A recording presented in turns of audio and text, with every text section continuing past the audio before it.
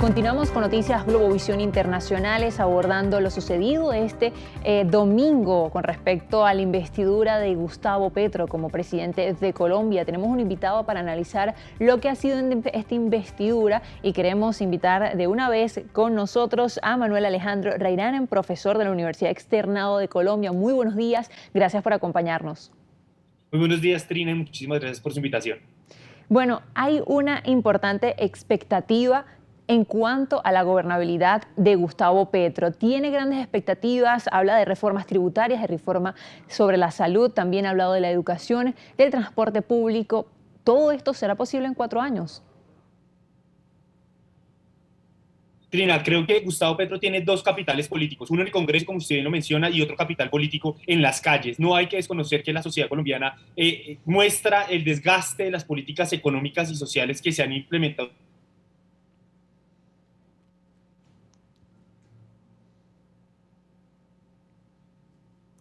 Es parte de lo que nos dice nuestro Durante segundo los invitado de últimos la años, mañana de hoy. este capital político en el Congreso y en las calles. Retomamos la Sí, conexión. y en ese sentido, pues creo yo que el gabinete del presidente Gustavo Petro pues tiene de 18 ministros, 9 mujeres. Creo que cumple, pues digamos, esa promesa de tener un gobierno paritario, y además que dentro de sus fuerzas, dentro de los ministros, pues también le dio juego a los partidos tradicionales, como también a nuevos sectores políticos como el Partido Comunista, con la ministra de Trabajo. Entonces creo yo que vienen 3 reformas tributarias, tiene un capital político en el Congreso liderado por Roy Barreras y su ministro del Interior Álvaro Alfonso Prada, y vamos a ver cómo esto también, estas reformas tributarias, reaccionan en las calles. Estimado Manuel, ¿y cómo se perfila esos senadores que van a hacer oposición al gobierno de Gustavo Petro y otros que lo han respaldado, pero que dicen se mantendrán atentos a las reformas que vaya a impulsar para bien si eso beneficia al Estado colombiano? ¿Cómo se plantea en ese sentido la oposición, la otra mitad del país que no está de acuerdo con esta visión de Petro? Correcto, y José Enrique, qué excelente pregunta, porque realmente el candidato opositor pues que llegó a la segunda vuelta era el ingeniero Rodolfo Hernández, quien pues digamos mencionó que iba a estar trabajando de la mano también con el gobierno. El problema acá es que, como bien dice José Enrique, la mitad del país que no está de acuerdo con el candidato y actual presidente Gustavo Petro, pues hoy no se siente representado en una oposición consolidada. La única oposición hoy es el Centro Democrático, pero que también vemos que este partido de oposición, su representante máximo, el expresidente Álvaro Uribe Vélez, dice que va a ser una oposición inteligente, es decir, no va a ser una oposición estructural, sino simplemente para algunos temas en especial de las agendas políticas en algunos temas. Y pues toca mirar también cómo el Centro Democrático puede reconfigurarse, porque también el Centro Democrático se encuentra dividido por una facción de Paloma Valencia y la otra facción que lidera María Fernanda Cabal, también, que es un poco más hostil y un poco con un discurso más outsider del sistema político electoral colombiano. Hubo 2 temas protagonistas durante este discurso, que fue la paz, y también habló sobre la guerra contra las drogas, que ya no se debería ver de esta manera.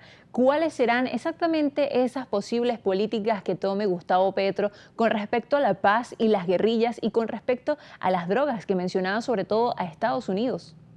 Bueno, Trina, muy buenos temas, porque además el primero en temas de la paz, en relación con la paz, pues el presidente Roy Barrera, presidente del Senado, también viene con la postura de hacer cumplimiento al acuerdo firmado en 2016 entre el Estado y las FARC. ¿Sí? Digamos que eso va a haber un cumplimiento total, pero además a esto se le agrega la propuesta del presidente Gustavo Petro, que está encabezando su canciller Álvaro Leiva, en relación con la paz total, y es cómo va a poder establecer unos nuevos acuerdos con el ELN que ya se habían establecido, o sea, había existido algunas mesas de diálogo, y cómo eso se puede materializar también en unas negociaciones regionales. Es interesante la apuesta. A Estados Unidos ha mencionado que no le ha gustado mucho, no le convence esta propuesta de hacer acuerdos regionales de paz, y tampoco ya como que ha caído muy bien la propuesta de tener unos diálogos también con el Clan del Golfo, que ya es un tema más de narcotráfico y no es una organización al margen de la ley, alzado en armas con unos objetivos políticos. Entonces es un tema, es una apuesta interesante de hacer un acuerdo de paz total con todas las organizaciones,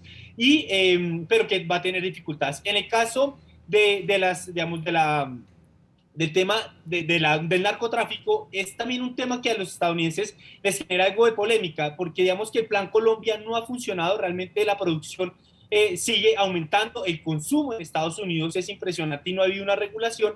Y este Plan Colombia, que también se aplicó en el año 2006 en México, que se conoce como el Plan Mérida, tampoco ha generado resultados. Esperemos a ver cuál va a ser la postura de Estados Unidos para crear un nuevo acuerdo en tema de la lucha contra el narcotráfico, pero que es verdad que este flagelo hay que atacarlo de una manera mucho más holística, desde la salud pública, desde también obviamente desde la criminalidad y desde la policía, pero también desde la educación y de mejores garantías con las personas que son adictos a este tipo de consumo de droga.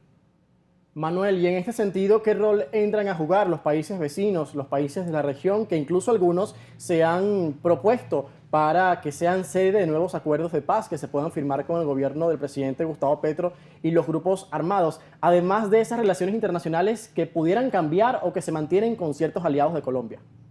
Pues Enrique, y eso es interesante porque dentro del discurso de sus 21 páginas que dio el presidente Gustavo Petro, pues hace mucho énfasis en la unidad latinoamericana y en especial, pues digamos como por ejemplo Gabriel Boric, el nuevo presidente también de Chile, quien también ha pasado por unas ciertas dificultades internas. Chile se ha propuesto como un país para ser mesa de diálogo entre el ELN y el gobierno y ser un auspiciador de esta mesa de diálogo y de negociación. Yo creo que es interesante además la situación que estamos viendo con Venezuela. La reapertura de las fronteras, eso también nos muestra un ejercicio interesante, porque no hay que olvidar que el ELN se crea en 1964 en el norte de Santander, colindando con Venezuela. Y en ese